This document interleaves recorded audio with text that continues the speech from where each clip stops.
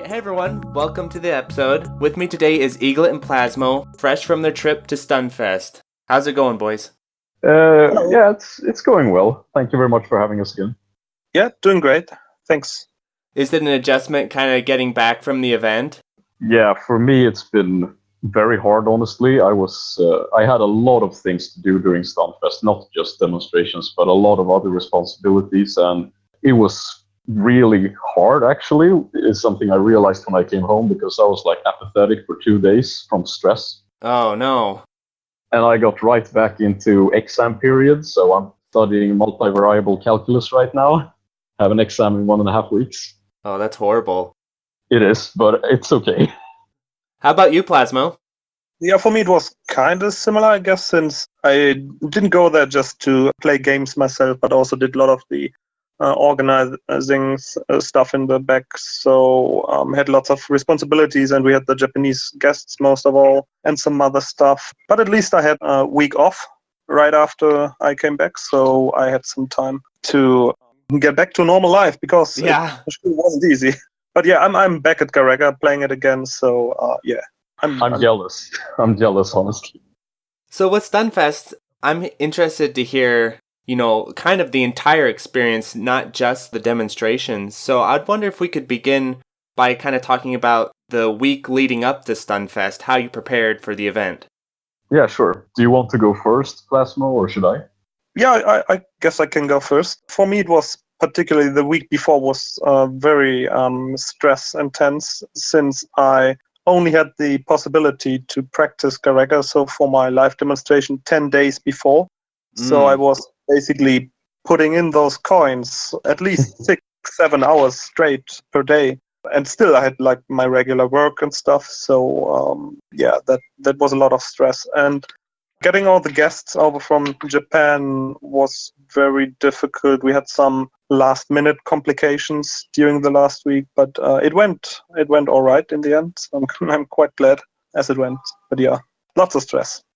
Yeah, for me it was. Oh, sorry, you might want to reply to that. Oh, sure. I was just gonna ask, as far as your stress, would you say the majority of it was for your demonstration itself, or was it just a combination of both responsibilities and the demonstration? Well, the main stress was actually the other responsibilities, but I don't want to get into detail. Okay, sure. But it worked out in the end, so it doesn't matter, I guess. Awesome. How about you, Eaglet? Yeah, for me it was pretty similar. I spent a lot of time with my girlfriend, of course, which is important because she's leaving in a couple of weeks. So we're trying to make the most of the time we have now, and also preparing for exams and finalizing a project I had in school, which is not entirely finished yet, but will be tomorrow, I guess. And also trying to practice. So I practiced around 3 hours a day, I think, leading up to it. And as Plasmo said, we had some last-minute complications, which meant that I had to... Basically, you could say that during the entirety of Stunfest, I did not have a single moment to myself for 6 days. Oh, wow.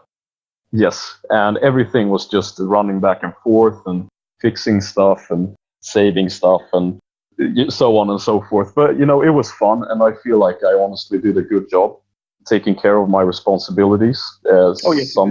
Some of which I was not prepared to do, but it went all right, I guess. Were your responsibilities mainly towards the shmup side of things, or are you also having to help out with other aspects of the event as well? Yeah, it had to do with a lot of planning, taking care of guests, companies, and technical difficulties as well. So it was a very broad spectrum of things that needed to be done. And basically, I felt sort of like a goalkeeper that had to dive for the ball in the last minute every hour. So it was pretty crazy, but it went well. And honestly, the demonstrations were the least stressful part of Stunfest. Yes, definitely. They were a lot of fun, actually. Yes. First time we went up, I was a bit stressed and nervous because we had visited a place called Coin Op Table in Paris, and we played on a really weird setup with a cab that was angled at 50 degrees with a stick that wasn't entirely good. And I performed terribly.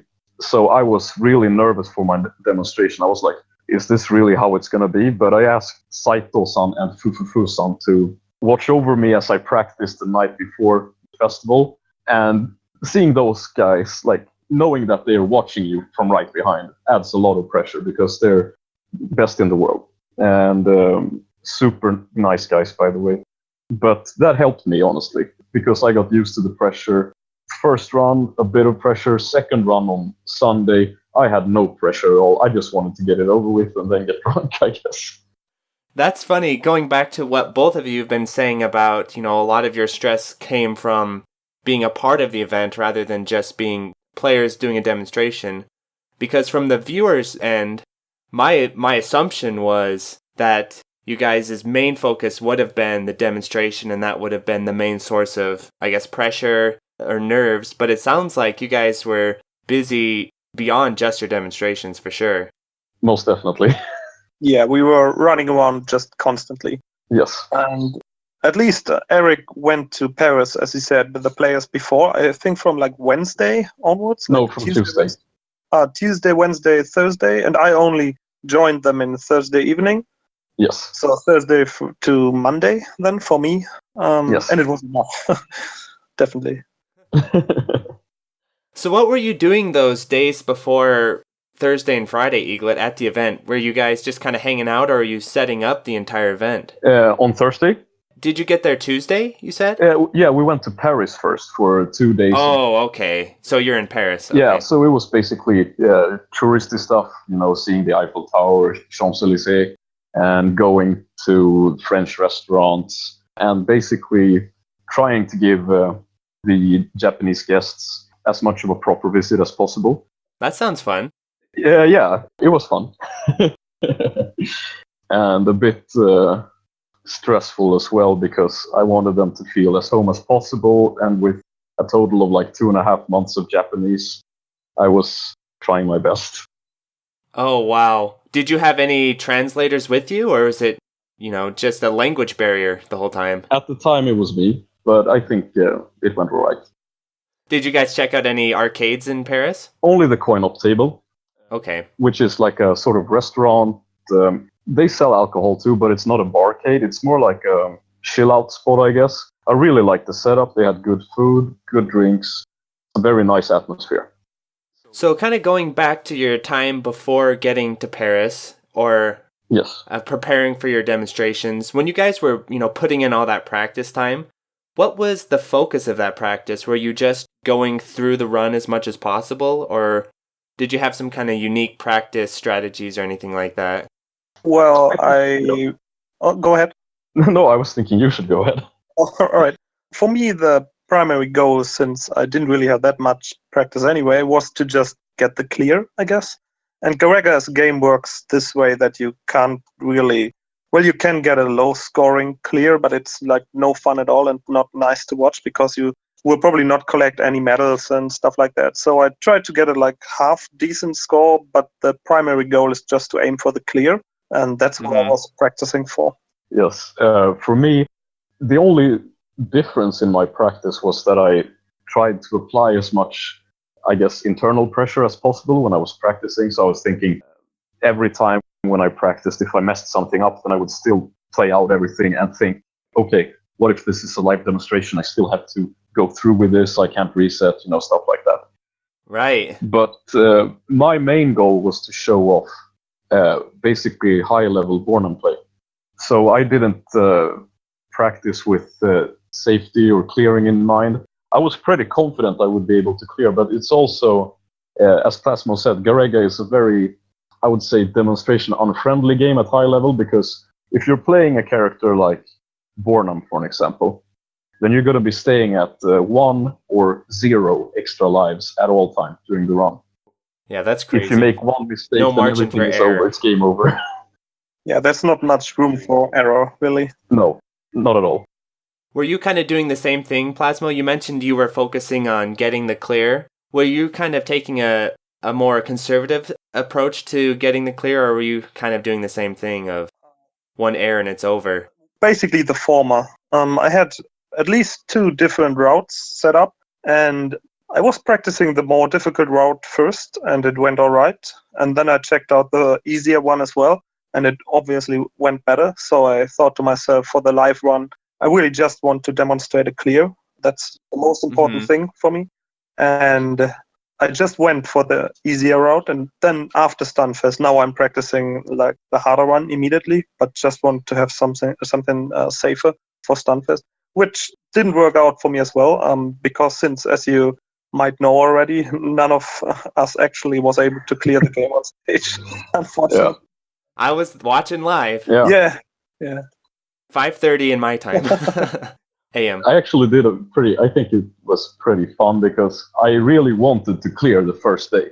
And so I think my thought going into the run in the later stages was like, okay, it's been going all right. I made a couple of mistakes, but okay, some major ones, but I should still be able to clear. And so I figured that maybe I should save some resources for the last stage. And what this ended up doing, since I had been scoring hard, was that rank got way out of control.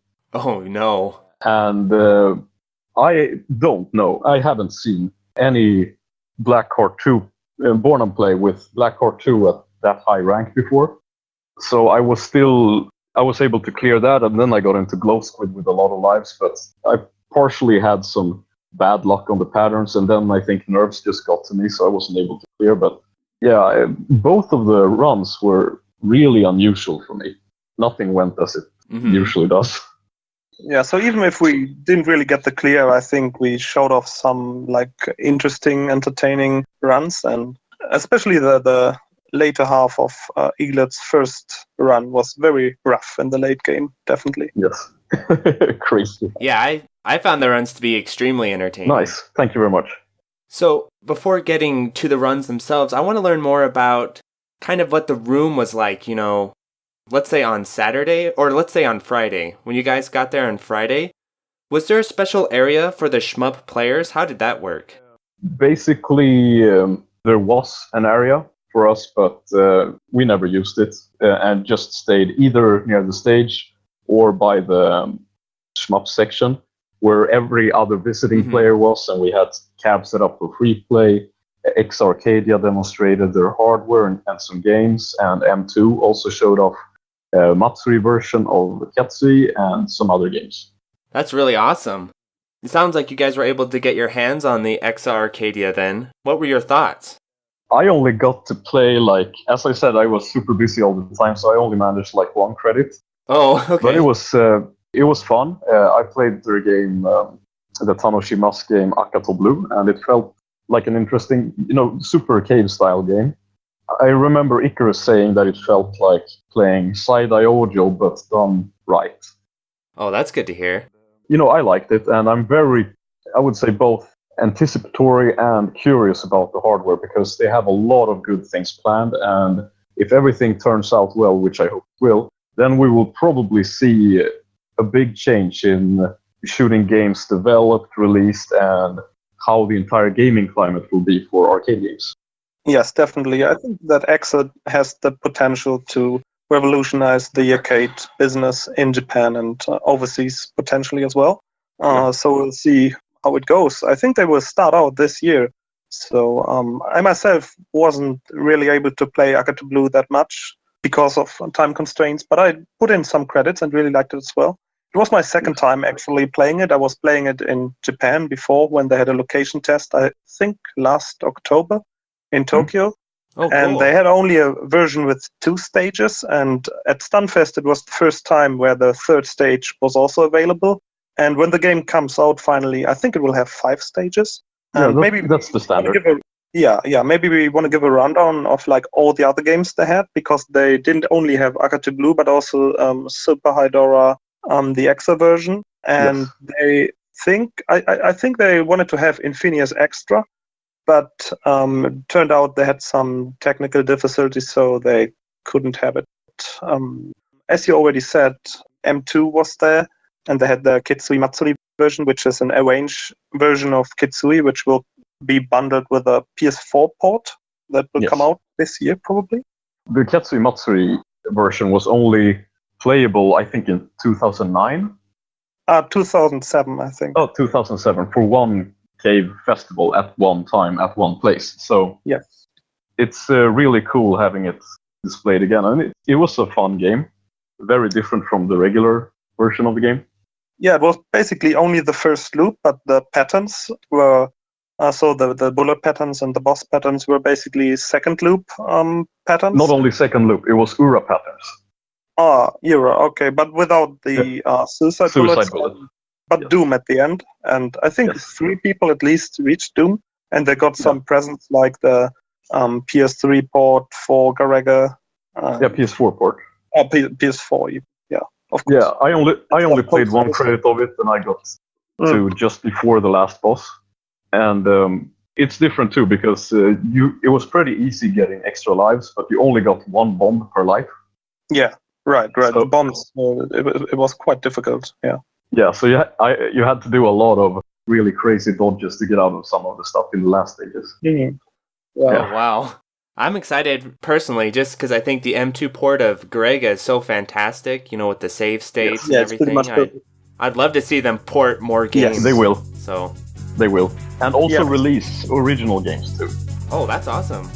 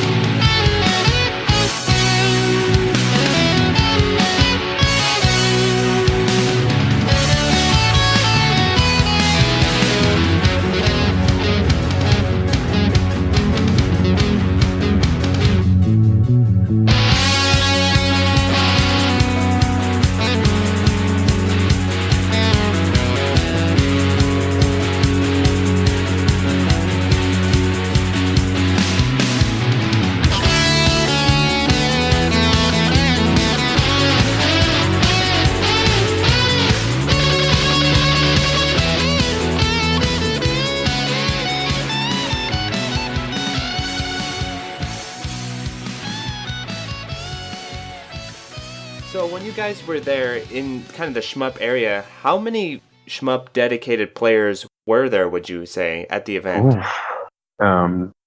Couple of dozens, maybe? Way more.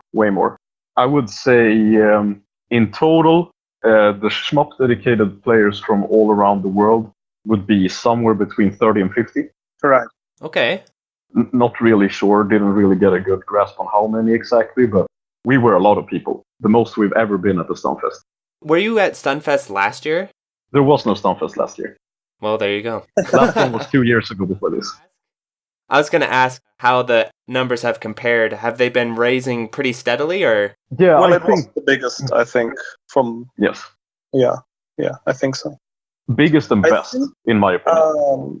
The CEO of EXA said that they had more players in Arcadia Blue on the very first day of Stunfest than they had during the location test in Tokyo. Maybe that's telling about just how many people tried it out. Both EXA and Tanashimas and M2 were very happy with the feedback that they got from the players there. Yes. When you guys were doing, when you guys were hanging out, would you say there was a lot of crossover between maybe kind of the fighting game audience there? Were they interested in the shmups, or were you guys kind of more insulated? That's a difficult question because I'm not in contact with any other fighting game players, but what I do know is that some of the shooting game players actually participated at the fighting game tournaments, so maybe in this direction there's a little bit of crossover, but I'm not sure how many fighting game players actually were playing the shooting games as well.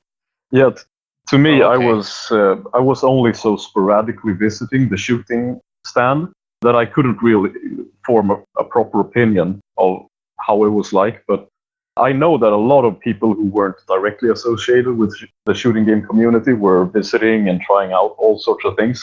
Like, for an example, I remember seeing, because I went back and forth a lot, just like trying to find people and so on during the festival, and Akato Blue and Ketsui Matsuri version from M2 had players at all times during the entire festival. The stands, the cabinets and the PS4 setup was never without a player for 3 whole days. That's great. And it wasn't only the Western Shmup community playing those games, of course. Yeah.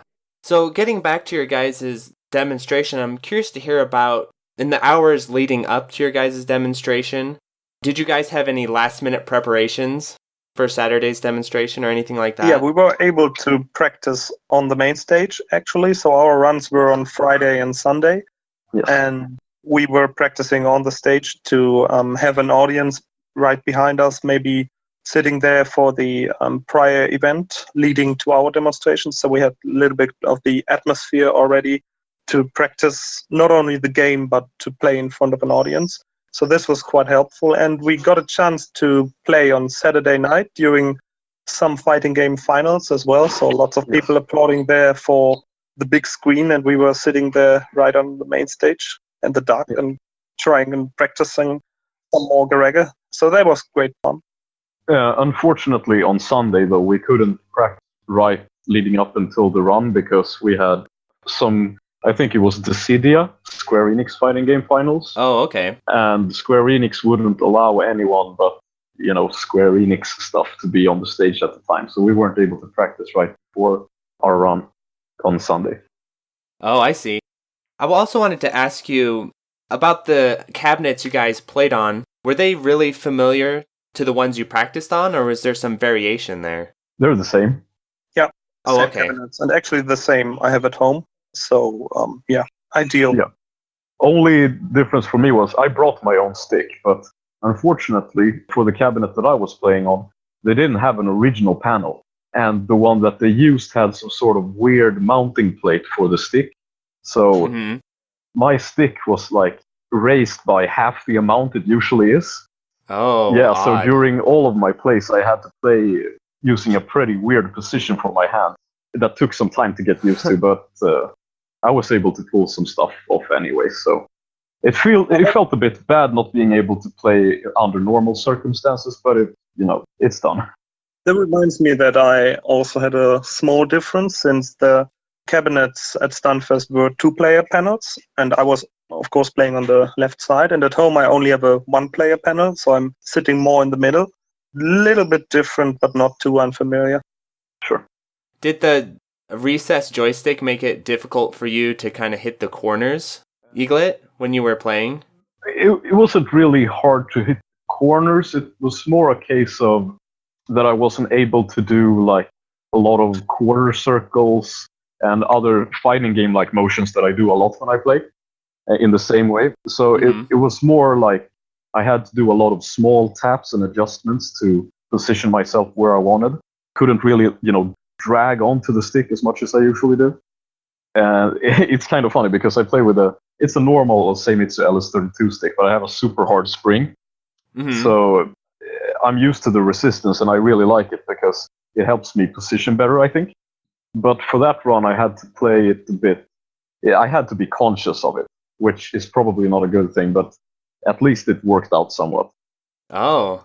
I didn't know that they were Seimitsus on those cabinets. I assumed they were Sanwas. No, I think there were some Seimitsus on both. Because, well, for me, I had my own stick, and for Plasmo, I think they had Seimitsu sticks too. Yeah, Seimitsu as well. Oh, okay. Yeah. So starting your first run, how would you gauge your level of nervousness, when you first sat down at the cabinet? As for me, I was, to be honest, really nervous the first time on the first day, so on Friday. I was really nervous, and it didn't feel good at all. And I needed some time to get comfortable with the situation and all, but it went better, I think, about halfway in the run. And it was almost gone on Sunday, so I didn't really felt any. I wasn't nervous at all on Sunday. How about you, Eaglet? Yeah, for me it was like, I was also really nervous. When I started out playing, first credit, I found myself forgetting to breathe sometimes. It was like, okay, I have to force myself to breathe now. Remember, this is how you do it. But during our first run, Plasmo game over in stage 2 on the gun blimp. And we had to reset the run, which was not a problem at all, of course. We only lost like 2-3 minutes in total. But that helped me with my nerves on it. because kind of gave you a... Yeah, me too. Okay. I mean, the very first mistake was, of course, due to the nerfs. So it was great to have the opportunity to start over. Yeah, I agree. Just like get used to the feeling, and then when you do, it's always like this with regardless of what you do. The first time you do something will always be scary. Right. But then when we got to go through the motions again and do the exact same thing we just did, I felt a lot more confident. Yeah. And the really interesting thing about the first one we did on Friday was that we tried to, well, on the one hand, of course, try to go for score, who has the highest score, and compete against each other. But on the other hand, we also wanted to synchronize the runs. So we used the longer milking strategies on the bosses to actually synchronize our runs. And I think this went pretty well and was quite exciting to watch that we got exactly to the same parts at exactly the same moment, up to the very end. The only thing that I think you missed, because I was looking, I didn't tell you this. This is something I forgot to talk to you about. But, do tell me. Yes, we never, during the runs, we never synced up on Slayer. True. Yes, and this was something we had talked about before, I remember, because then we could have gotten a bit more into sync, but it was still okay. All right. So I think it was on Friday, I was watching the run, and the commentator had thought that after, I think, one of Plasmo's deaths, had thought that you were suiciding intentionally, Eaglet, to kind of keep you guys in sync. No, it was a medal drop. A medal drop, okay. And that was all a mistake. If you watch the replay now, you can see me going for the medal, and probably because of nerves, I cut back too early, and I missed it by like a pixel or something, which meant that I lost out on, like, I would say somewhere around 600k in total just from that medal drop, increasing rank, of course. So that sucked. And it was not on purpose at all, but it made the run a bit more interesting, I think. So my follow-up question is, while you guys were sitting there playing, did you have any idea of what the other person was doing or what was going on in their game? I'd imagine that would be pretty difficult. I tried my best to look over at Plasmo's cabinet at specific times when there's a bit of downtime in the game, like after killing a boss or at a milking section. Of course, for the milking sections we did time together, we were looking at each other and giving each other signs to notify when we should continue. But I tried to look at him as much as I could, both to see his score and where he was currently at in the game. Yes, exactly the same for me. So I was looking quite a lot at his screen as well, and I knew what he was up to, his score, his extents, and everything. So I imagine in the thick of the run, I'm putting myself in your guys' place. I'm probably a little off, but in the thick of the run, I'd imagine that you guys might not have been as focused on, the competitive aspect of who gets the higher score. Was that a thought during the run, or was that something that just occurred to you after the run was finished? It was a conscious decision from the start. Yeah, I guess we were selling it as a competitive play and like a high score chase. That was the selling point. But after all, of course, we just wanted to demonstrate the game, I guess. Yes, and to make it as fun as possible to watch. Right.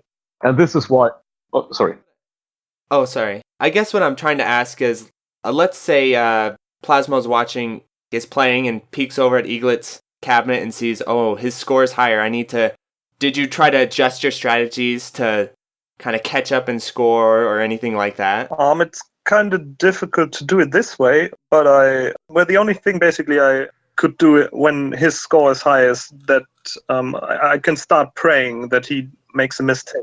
Yes. I can't really catch up. It's not possible. That's not really how the game works, I guess. But if he makes a mistake and I will follow my route consistently and I will get the points I usually get, and he loses out on points, only then I could potentially catch up. So it's just a matter of praying, like a lot of things in shooting games. I see. But this is kind of funny, going back to what we were talking about before, like the purpose of the run, because I saw, I put up a poll on the Shmups forum asking people if they liked the format for the demonstration. Because it was pure experimentation on my part. I was thinking, okay, we've already had Garegga once on Stunfest before, and now I want to show it again. What could we do to differentiate it this time? And I got this idea, okay, me and Plasmo, we're similar in skill level and knowledge of the game. Why not do us at the same time, 2 cabinets streamed at the same time, and basically just show off different strategies and see who could get the higher score. So the competition thing was more like, I guess, sort of to build up hype. But the main purpose was to show off the game and hopefully get more people interested in it. Right, more as a promotion for Garegga. Yes. Because it's our favorite game and more people should play it. We want more competition. Right.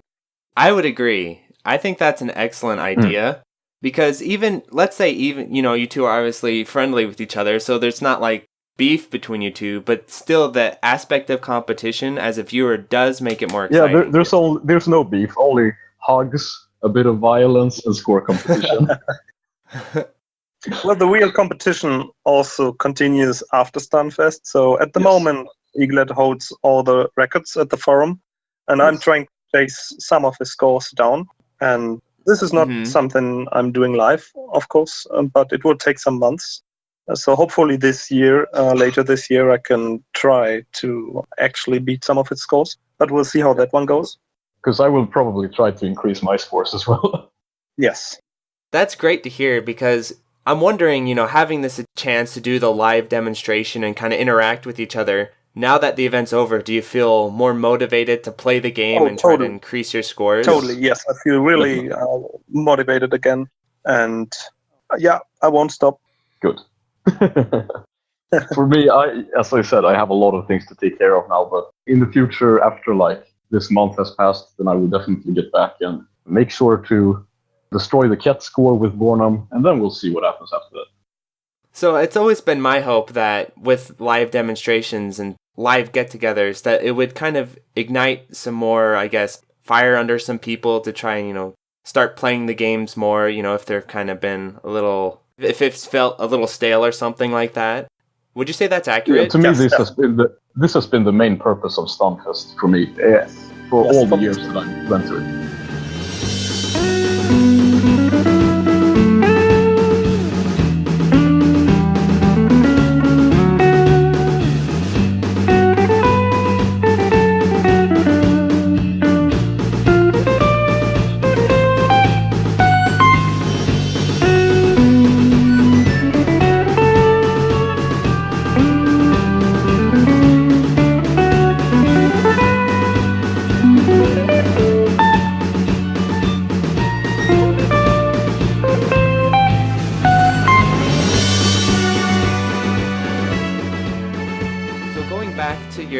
Guys' demonstration on Saturday, how did you feel after the run? Or on Friday, sorry. On Friday, how did you guys feel after the run? Well, since it was quite late already, there was one other demonstration. Which one was it? Like Saito-san was playing right after us on Friday, right? So I definitely wanted to watch this one and then just hang out with the other people at the regular shooting game section. Simply because the stress is over for this day and the next demonstration would be on Sunday. So I knew I had some time and I wanted to get drunk as well. So stress wasn't really over for me on Friday. It was continuous, but for me it just felt like, okay, I think I put on a good show. The high rank Black Heart 2 must have been fun to see. That's what I was hoping at least. And I felt that even if it wasn't a clear, and it was close to being a clear, I think it was fun to watch at least. So I wasn't really satisfied with how it turned out, but I wasn't in despair either. So it was okay. Well, as for me, I was pretty much in despair even, I guess, since my first one was a bit of a disaster. Like game over at least like 6, 7, 8 times. I some point I just stopped counting. So I didn't really feel good at all about this one. And with the thought in the back of my head that there will be another run on Sunday, the pressure was building up more and more. Yeah. So that was a bit rough on my side, at least. I know, because, I already had that experience from when we were in Paris, coin-op table. Right. And I talked to you about this before, too. Yes. I can definitely empathize with that feeling. That's why I'm kind of curious to hear about it, because just in my own personal life, I had an opportunity when I was in school to do this huge presentation. And I got up on there and I totally blanked out. I barely could get through it was one of the most humiliating moments. But after I felt that, I felt like really fired up for the next one. So I was curious did you guys feel like fired up and determined about the next demonstration, or were you just kind of feeling pretty good and not too worried about it? Well, I felt that I possibly couldn't do worse next time. So I knew that the worst run was definitely over. Whatever I'm going to do on Sunday, it will be better, and that was just the case. So I reached the last stage on Monday, on Sunday, and everything was all right. Yeah, to me it was more like I felt like, okay, I could either go for safe play and make sure to clear, but what I wanted to do instead was for the run on Sunday, I want to show off the proper scoring strategies. And up until midpoint of stage 6, I was able to do that because I was on like 16 million pace, which was good. So yeah, so for me it was more like a case of that, and I was happy up until the point where I game over basically in stage 6. And it was due to a very stupid fact. Like, if I'd only maneuvered a bit differently and played it safe, then it wouldn't have been a problem. But I actually got destroyed by a totally invisible bullet. Yeah, I remember watching it, and just suddenly your ship explodes. I'm like, what the hell? It has to do with the sprite limit in the game, because I bombed and there were a lot of enemies and stuff on the screen. And for some reason, I don't know why, this is just stupid programming, but the game prioritizes bombs and stuff to be visible on the screen over bullets. Oh, so I wow. got hit by a bullet that was impossible to see. But I should have known that That's they would be terrible. firing at me, so it was my fault. But still, it felt pretty weird. And I can tell you that I would definitely have done better, and I probably would have cleared that one as well with like an F.5 score, I think, if I saw it through. I also got something funny on the second run. I dropped my medals again in stage 3, I think it was. And there was an invisible medal that I accidentally triggered off screen. Or not off screen, but on the invisible side of the playing field. And I couldn't see the medal. It was not there at all. And of course, it still counts when the medal is in the playing field and drops down that your chain breaks. I could have still reacted to that because I could have counted the enemies I shot and counted the item drop order. But at that moment, I didn't really think about it. So I dropped my medal there, and it felt pretty cheap, to be honest.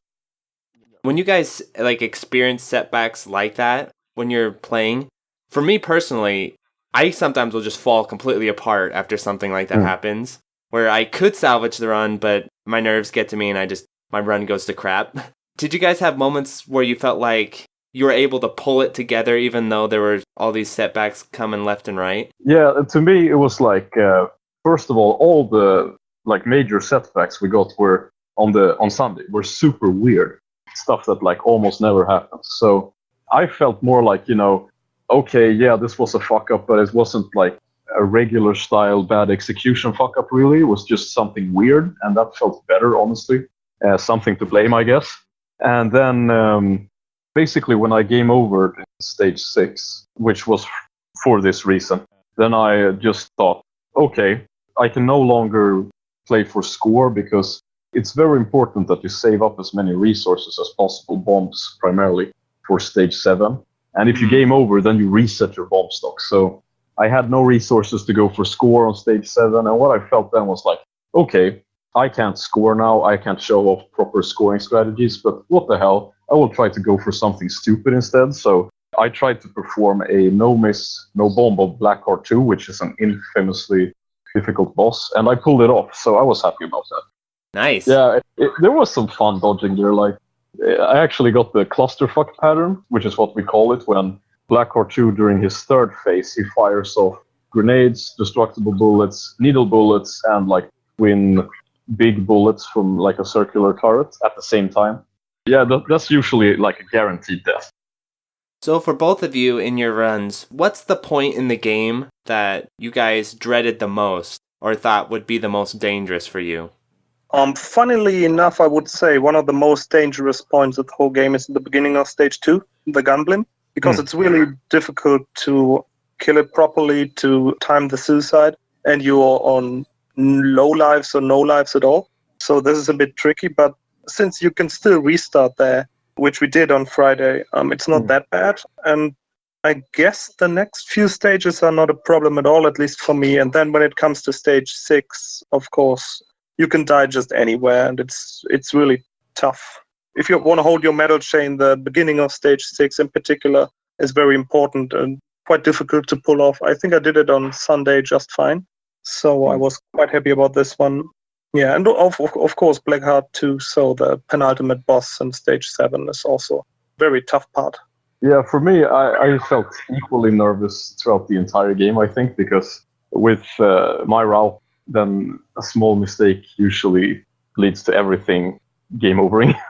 But it was like, if I were to pinpoint one part in particular that I was nervous about on my Sunday run, it was this is also something that like never happens. But with Mad Ball 2 on the Sunday run, then I took my time to kill off all the parts, and I got some very bad luck with his central turret. He was shooting destructible bullets a lot, which means that with Bornham, you have such a low shot power that you can't kill off the inner turrets when he does that, which sucks. Oh, wow. So he delayed for a long time and then eventually timed out. And I was forced to do a really weird maneuver to kill him when he was timing out.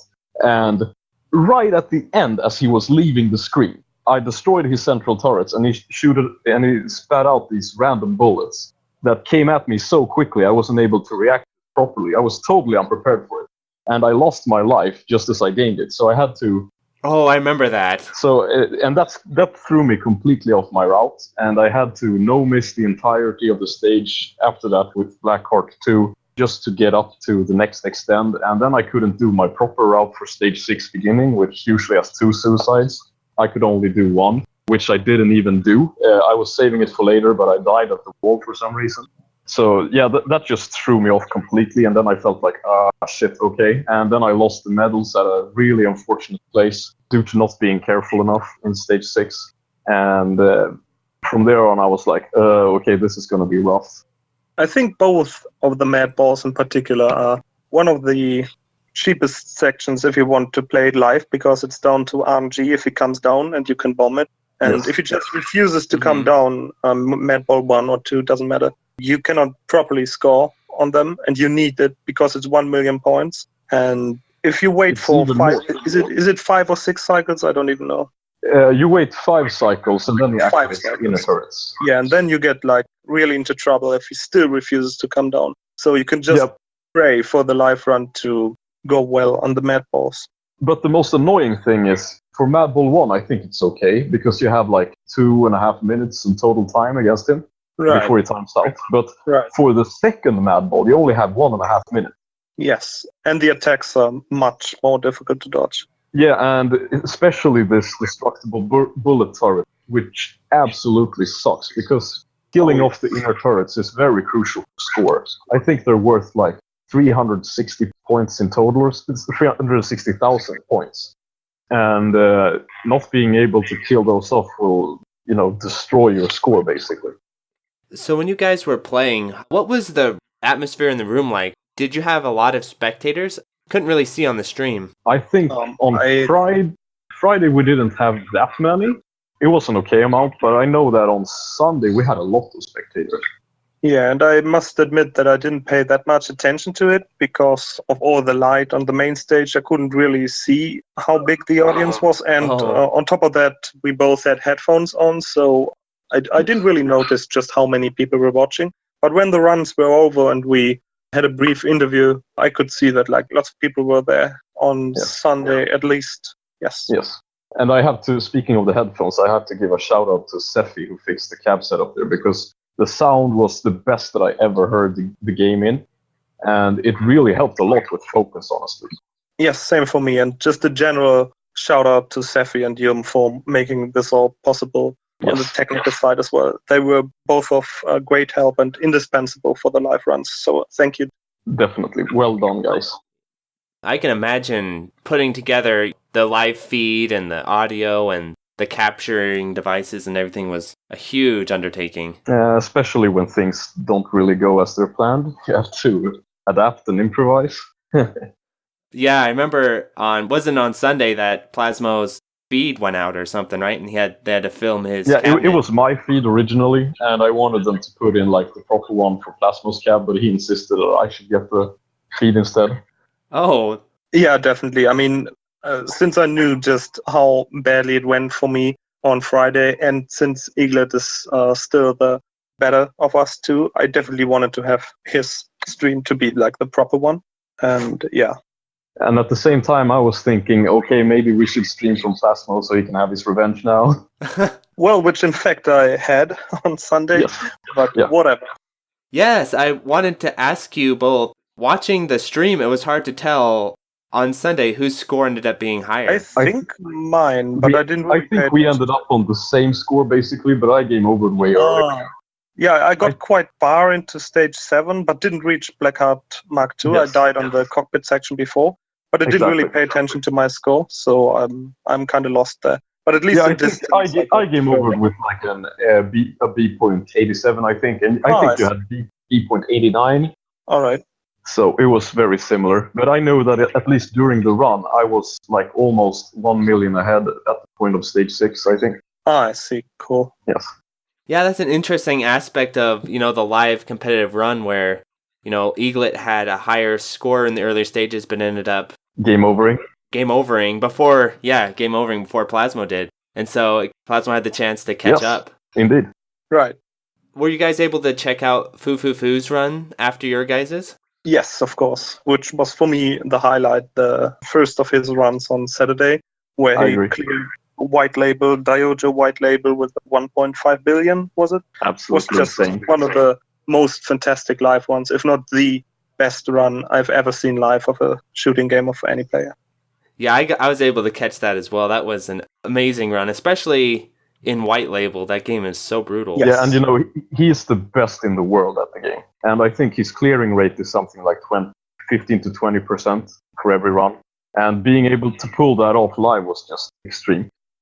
By the way, he felt no pressure or nervousness at all. Really? Yes. I was going to ask if you guys had any behind-the-scenes information. He's a Terminator. He felt nothing. Yeah. He just performed. he said he wasn't nervous at all. And yes. I think it was his at least second live performance. So a couple of years ago, there was a Washoi event at Tokyo. Washoi at Tokaigi or something. But whatever, he played the same game there live and was also able to clear it. And this was one of the main reasons why we were inviting him, actually, because we were so impressed by this live performance. So we wanted to get him for Stunfest as well. Also, if I recall correctly, like in terms of accomplishments, I think he will be the eternal world record holder of Futari Ultra counterstop with abnormal palm. Yes. Yes, because he was the first one to achieve it, even though we didn't clear the game, as far as I know. He cleared it. Oh, but in the run, in the counterstop run. Yes, it was cleared, because otherwise it wouldn't have been recorded. Arcadia rules. Arcadia rules, so you need the clear, and no one can take that very first counterstop world record score from him. Exactly, so he will have it eternally. Yes. And it sounds like, at least Eaglet, you got to spend quite a bit of time with him, right? He was one of the Japanese players you were with on Tuesday? Yes, him and Saito I got to spend quite a lot of time with. And they're both excellent guys, super nice, and extremely good players. Yes, and as for myself, it was actually me who invited them over from Japan, since I was able to meet them in person in Tokyo. So I lived there for a year in 2017, and I met up with them regularly, like maybe not on a weekly basis, but at least once or twice a month. So I spent a lot of time with them in 2017, and it was awesome. Great fun to hang out with those legends, so to say. Yeah, I can say we had a sort of like an internal joke, I guess, that was kind of fun. No offense to the Frenchies here, but a lot of things during our trip didn't really go exactly as planned, mostly because of France being France, I guess. Like, typical example, on Wednesday we went by the metro to check out all of these touristy things in Paris, and we bought a day pass for the metro, and at one point it wouldn't allow us in. So we stood there like, did we get the wrong tickets or something? We asked the ticket office for help, and they explained, oh no, okay, yeah, gates here are just broken as usual. And basically a lot of the weird stuff we encountered in France in general, when things didn't go as planned, we called it France style. So it was like an internal thing, and it became attached to pretty much everything when something didn't go as planned, basically. Well, that's awesome. You got to spend, time. And Plasmo, you mentioned how long were you in Japan? For 1 year, I was living in basically Tokyo, a little bit north of it. And did you get a chance to go to the arcades that Fufufu plays at, or? Yes, quite often. So I went to arcades, not particularly his home arcade, but to other arcades as well, at least twice a week. I'm curious to hear about what that experience is like, being in a Japanese arcade. It's pretty overwhelming if you're into shooting games. I didn't really care about the other games that were, of course, there as well. But to meet all those world record holders and to be able to talk to them and to exchange strategies and replays and whatnot was just an amazing feeling. And they were all very friendly and welcoming and all excited to see a foreigner there, because that doesn't happen every day, especially in the shooting game scene. And of course, a younger player, because the average age of Japanese shooting game players is late 30s or 40s even. So they were always very happy to see an enthusiastic foreigner playing their favorite games as well. So it was a great experience, yes. And not only that, getting a world record. Yeah, also. You mentioned something I'm really curious to hear. So from your experience, were there many younger shooting game players, that were Japanese and kind of upcoming, or how does that work? Yeah, there were some, but unfortunately very few. So there are a couple of names and bigger names as well, a couple of world record holders even that are in their 20s, late 20s, early 30s, but the majority, the average age is definitely getting older and older, which is quite a huge problem, and they do realize this. Yeah, I think in terms of Garegga, the only new player I know is G, who I know you have seen him in arcades, Plasmo. Yes, he's usually at Mikado. Yeah, and he's my age, so that's the only other young person, I guess, playing Garegga I've seen in Japan. Yes, one of the more outstanding world record holders, at least 10 different games or so, is Hamami, and he's in his 20s as well. So he's one of those very promising upcoming new big names. After Fufufu's run on, I think it was Sunday, they had the opportunity to ask him some questions, and one that I was interested to hear about was, how the arcade scene in Japan has changed, because, globally it's shrinking. Is that true in the case of shooting games as well, from your experience, Plasmo? Yes, definitely. When I was in Japan in 2017, only during this time, 2 of the major arcades holding shooting games have closed down. And many of the bigger arcades don't even bother with shooting games at all. So the big ones that are left are, for Tokyo, are Ebisen, Hei, and Mikado. And those were the 3 big ones I was frequenting. And there are a couple of smaller ones like Goody 21 or Daytona 3. Bad Day 21. Once again? Bad Day 21. Oh, good day, bad day, right. That's the feeling. And that's a game center that will never close down. Hopefully. It's indestructible. But overall, the scene is shrinking, the players get older, no new games are released, so all hope is now lying on EXA, I guess. Yes. Right. And I wanted to ask you a little bit about the EXA cabinet you guys got to check out. Was the monitor, a modern LCD monitor, or did they have a CRT in there? It was a type of Ulix cab. Mm-hmm. Which is already the type of standard nowadays, I guess, for their regular releases. Yep. And it has everything from, I think it's JVS to HDMI. Oh, I see. So it's a high-res cab, and the EXA platform uses Windows 10, I think. Oh, really? But I heard something about it being able to output Gamma as well, but I'm not sure. I can't really speak to the specifics of it. Aside from your guys' demonstrations, what were some of the main highlights of your guys' experience at Stunfest?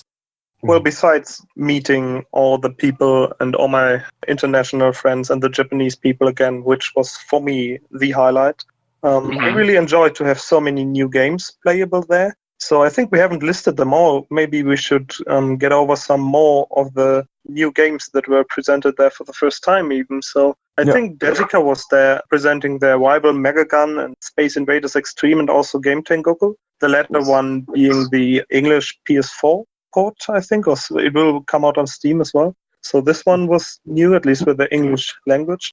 And we also had a couple of doujins. Blue Revolver from Scotland we had there. And we had Fire Lancer there, the first 2 stages. playable from USA and Germany. Right, collaboration, and where the music is done by Japanese. So yeah, an interesting game. It will come out in the WonderSwan. That is interesting.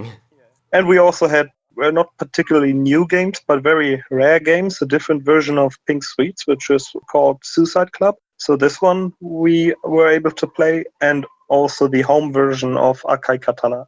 Yes, but with added coin mode.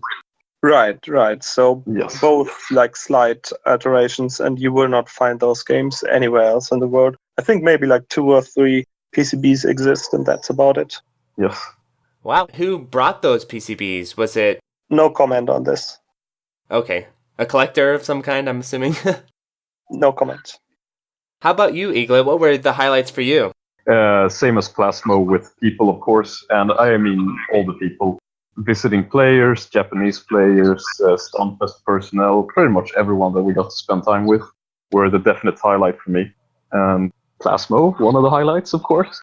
Because we've been talking so much online for the last 2 years, and finally get the chance to meet up now and do something proper together. Super fun. And of course, I would say, not just in terms of like games and new games being released, but I would say the plans for the future that all of these companies have, and basically the will that they have and the passion they have for these kinds of games was also a definite highlight for me.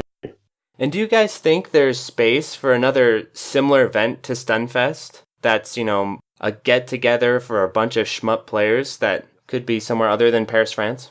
Definitely. Yeah, I think that's very well possible. I mean, I was surprised just how much interest we got just for the shooting games. So there are like lots of people interested in it, and you really just need a person with like lots of cabinets to set up something, and the fans will just apply themselves. They will come, and there are many of them. Yes. Mm-hmm. So I think it's very well possible somewhere else in Europe or in the States, somewhere else. Yes, I think it's possible. I agree. Yeah, and I'm thinking about, what makes, Stunfest so successful, and I'm curious to hear your guys' thoughts on what's the main draw for Stunfest that brings everyone in. I think the most important part is that it brings together Japan and the West. So This is one of the very, very rare opportunities where Japanese players are coming over and are playing together with the Western players. So those two communities are usually apart from each other, and there's not too much communication. Mm-hmm. So this is, for me, this is the most important thing. I agree. And that was kind of the purpose behind its inception as well. And to bring some sort of, I don't know, you could call it a knitting point for the Western community to get together, because it's very spread out all over the world. Yeah, absolutely. Create something that's somewhat regular and will allow to meet each other properly, not just talk shit online. By the way, I'm super disappointed that Banana Matic didn't show up, because I wonder if he would keep up his trollish antics IRL as well. Yeah, he chickened out in the end. He said he would come, but then didn't show up. So yeah, we should buy him like a chicken pen or something that he can keep at his home. Right. Yeah. Banana chicken. Banana chicken. Sounds like a Swedish meal, to be honest, because we have the weirdest things. There's actually banana pizza here. Oh, that sounds interesting. Yeah, it's the most horrible thing ever conceived.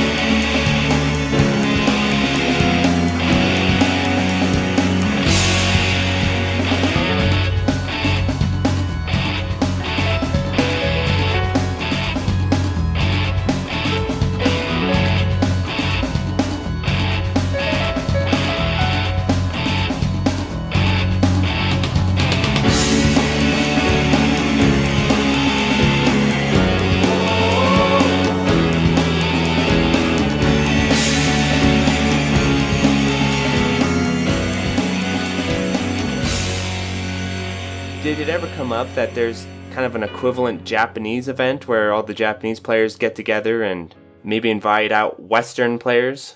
Yeah, right now it doesn't exist, okay. unfortunately. Oh, I see. Yeah, but actually Stunfest was inspired by this exactly equivalent to so the Japanese equivalent to Stunfest was the first, actually, which got us inspired to make Stunfest. But no I Western spoke players. of this when you had me on interview, because, as I said before, me and Prometheus, the former record holder for the Donpachi in the Western community, we went to Japan at the same time in 2012 and attended an event called Game Summer Festival, where they combined Washoi, which is the traditional shooting game festival in Japan, with Togeki, which is the big fighting game tournament, and also a game music festival called Game Sound Impact. So they combined all these three things out on a big field in Narita. And both me and Prometheus were so inspired by it, and we got into some talks together with Kamui and a guy from Shmups forum called Adversity One. Mm-hmm. And that's basically how the seed to Washoi in Stunfest was sown. That's awesome. Yeah, it's really cool seeing something that just like got into our heads 6 years ago turn into this now. No kidding. Yeah. The event in my head that I think could be an interesting possibility, at least in the States, is Evolution. Where, I was talking about this with another interview, I haven't put it out yet, but where, you know, Evolution's huge, and I'm not saying it would be on the same level of integration as Stunfest, where, you know, you guys are officially part of the event. Yeah. But part of me wonders, it would be interesting if Shmup players would be willing to get together as kind of like a side event at EVO. At least the American players.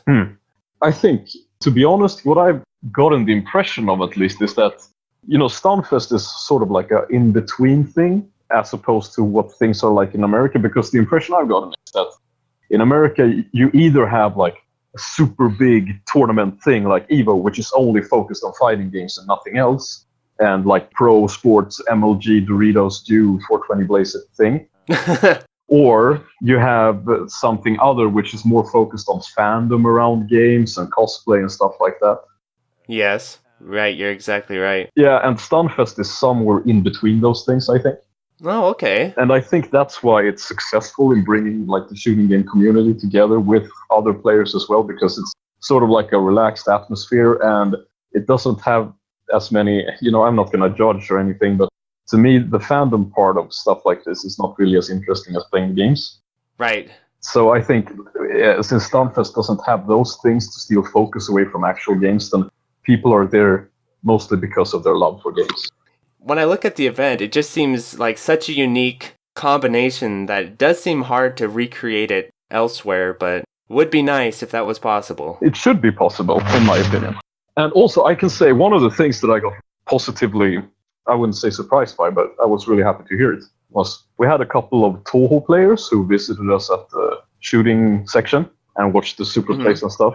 And they were really positively surprised by how nice the people were, because they were expecting us to be like elitist pricks or whatever, but they felt really welcomed. And that's the kind of feeling at Stunfest. Everyone's welcome, you know, come here, play games with us, let's get drunk together, whatever. I didn't even notice those people. Who were they? They were watching the demonstrations and then came over to try some of the games. They were French players. Oh, that's cool. Yeah. I really want to see really happy more get-totogethers of the Toho people and the arcade people, because after all, it's shooting games, both. I agree. I think that the division between those is totally stupid and counterproductive. So I want to see more Toho in shooting games. Yes, definitely. Me too. It's really, this division is so artificial to me. It doesn't make any sense at all. I agree, just 100%. because those games are on this platform and the other ones on the other platform. And anyway, there are like many players playing on PC or MAME emulation or whatnot. So yeah, I definitely want to see more of those Toho players at arcade convention than vice versa. Same here. I actually had no idea there was a division between the two. I could see how that could happen, but it's kind of strange. Yeah. I think it was mostly because of different generations when it started. Oh yeah, I would say especially these days, most people I know are on PC. I mean, there are the people who have the cabinets, but sure. Yeah, and I think it's also evolved this way because of different forums. So you won't find too many of those Toho players at the Shmups forum, and the Toho players have their own forum. So it's kind of separate communities as it stands now. Yeah. And back in the day, you had it, the Shmups forum was like, yeah, we're guys who like, old style airplanes and explosions and none of this fairy crap, whatever. Oh, okay, I see. Yeah. It's basically World War II against no panties. Exactly, yes. And to be honest, I was a bit apprehensive of the Toho games before because I'd seen like some parts of the fandom from various parts of the internet, but once I tried the games and, talked to some players, I knew that it's basically the same thing as us, just in a different presentation, I guess. Yes. Yeah, and you could even say with Cave, their later games kind of are more Toho-like than definitely, Dodonpachi and stuff. I wouldn't say they're Toho-like. I think the inspiration probably goes in the opposite direction, to be honest. Oh, okay. Yeah, I think Sun was inspired by Cave primarily when it made games like, what's it called, Imperishable Night, because it feels very cavey in the system. Oh, I see. But I don't know if the other following arcade games have really been inspired by that. I think the reason we got more, girly focused artwork and stuff was mostly because of otaku pandering. Oh, okay. So that's like all encompassing, I guess. Because the classic otaku from like the 80s in Japan, he was mostly focused on dark and grim cyberpunk or, huge macro style explosions and spaceships, which fit in shooting games. But later on, after the 90s, it became more focused on cutesy things. And I guess that's where Mushihime-sama, and that's how it's come from. Yeah, it somehow feels like one last try to sell out and just put tiny girls everywhere in the games. So Cave really tried hard. Yes. And they succeeded, so it worked out in the end, I guess. Yeah, Death Smiles was a big success. It was the biggest success of Cave, I think. Yeah. So props to them. Yes. For analyzing the market. So we've heard a little bit about your plans, but now that Stunfest is over, what are your guys' plans moving forward as far as shooting games are concerned? Well, play more Garegga, and then play more Garegga. I really want to just play Garegga these days. And I'm definitely also looking forward to the next Stunfest or the next big Shmup event. And I will definitely go there. So next year. And yeah, that's my two plans, I guess. Maybe doing some organizing stuff for the Stunfest again. We'll see how this one goes. And other than that, just enjoy Garegga. That sounds like music to my ears. And my plans are exactly the same. I will definitely be a part of organizing something in the future. Don't know what yet. It will come. But for now, my main focus will be studying and taking care of my relationship. And then I will play some Garegga. Are you guys considering a rematch next year for Stunfest? Another demonstration side-by-side competitive type style? Well, maybe not really on the main stage, I would say, but definitely we are going to have some duels during next Stunfest, Yes. but We probably should not get as one of the main acts. No, but we should get a double cab set up in the play area, definitely. Oh, definitely, yes. And other make than it like that, an the informal competition- thing. Who buys the next round of beers? Whatever. Right. Well, I think that would be a good format. Yeah. Why not? Let's have it this way. Definitely. It's like a money match, but picking up the tab. Yeah, and I think competing over beer is better than competing over money any day. Well, after all, money gets transformed into beer at one point anyway, so why not just go straight for the beer? Sure, but if you think about it, honestly, beer is much more valuable than money because one beer is how many coins, man? Right. I agree. Yeah. Well, awesome. Thanks for being on the call, you guys. Is there any other topics you guys want to talk about before you head out? Well, first of all, thank you for having us. Yes, thanks very much for having us. No problem. Yeah, honestly, I'm very interested in hearing your opinion of what you thought about everything you saw on the street. Oh, okay. Yeah, you want me to talk about my experience? Yes. What are your thoughts on Stunfest? Well, okay. I just didn't want to yammer on over you guys, but... No. So, I was very excited coming up to Stunfest because, personally, I've always liked live events. I've always been a huge fan of them in anything, but especially video games. And Stunfest seemed like the live event, so I was very excited to see it. I also was really intrigued by your guys' format of having two people playing, side by side competitively, because I enjoy competition a lot, and I like when people find ways to add competition into, genres of gaming that aren't normally directly competitive. And so On Friday, I got up at 5 a.m. and watched your guys' run. I had a little bit of trouble finding it just because the stream schedule was linking to the wrong Twitch page, but I found it. As I said, French style. There you go. Yes. And yeah, it was really cool for one to see you guys in person, not in person, but what you guys look like, because I had no idea.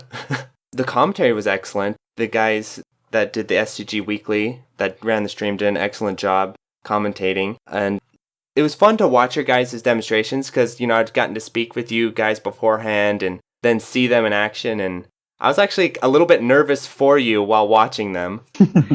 And I remember, I think it was on Sunday when Eaglet was playing and his ship just suddenly exploded out of nowhere. I was like, what the hell was that? Mm-hmm.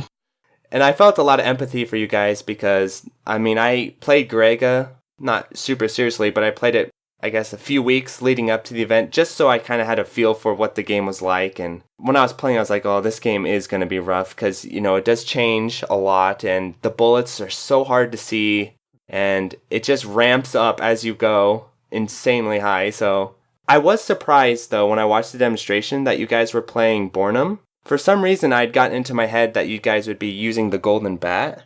So I was surprised to see Bornum, but it was really cool. I think the original plan was to play as Gain, but then we decided to use Bornum simply. Yeah, we wanted to go for Gain and Bornum, but then we in the end decided to just go for Bornum since he's the basically easiest to play and the most consistent with all the scoring techniques. And we just went for the safest way possible. And in this game, basically anything can happen, and you play on very high risk on your last life all the time. It's not a good idea in general to play it live, but we tried anyway. Yeah. My plan was actually to, on Sunday, if we finished early, then I would play another run with a different ship just to show it off. But unfortunately, we got delayed by technical difficulties, as you probably saw on the stream. Yeah. And this meant that it wasn't possible at all, unfortunately. One thing I was really happy about watching the stream is that after the runs were over, you guys were able to do interviews and take questions from the audience. I actually ended up asking you guys a question when you guys were on stream. Oh, which one was that? Nice. I was the one who asked why you guys ended up going with Bornum. Okay, yeah. Oh, yeah, I remember that one. I remember that one too. Yeah, I think I replied to it on Sunday, it was, right? Yeah, we did. Yep. And I actually got a chance to ask a lot of questions to Foo through the chat. I remember that they were interviewing him quite for a long time, at least half an hour, which was very interesting. I think that was really cool because there's not a lot of chances you get to hear from these guys, being in Japan and everything. Exactly. So. Yeah. I think it was really important. I agree. So overall, I was really happy with the event as far as a spectator goes. I'm just excited to see next year's now. Oh, you should join us for the next Stunfest. Yes. That would be awesome. I can't promise anything though. All right. Because I live in the US. It's quite a distance for me. Yeah, we had 5 guys in total from the US, I think. I know. That's so cool they made the trip. Yes, it's really awesome. But yeah, I hope you can come next year because if there is one next year, of course, we don't really know yet, but we will know in a couple of months. Yeah, it's hard to know. But it will definitely be awesome, and I can't promise anything, but I am sure that the next year will be bigger. That's all I can say, really. But yeah, it will be bigger. One more question I need to ask you guys about is, your guys' local scenes. Yes. Did Stunfest add a lot of excitement to the scenes and to bring in more players that maybe you've never met before and bring in new faces? Definitely. So on the Discord server, the Shooting Exchange, we got at least 3, 4, 5 new players from France. Yes. And lots of new people joining. So it was a huge success of so many new players are just enjoying shooting games and joining the community. Yeah, and also so many new visitors to the festival in general. And I only heard super positive feedback from everyone who attended. And that felt really good.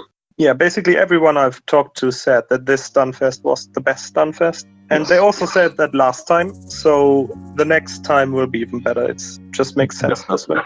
Yeah. Just keeps improving every year. This is an exponential function. Just goes 4 up. times better next year. Yes. That's awesome. Thanks for coming on the episode, and kind of following up. Sure. Thank you again for having us. Thanks for having us.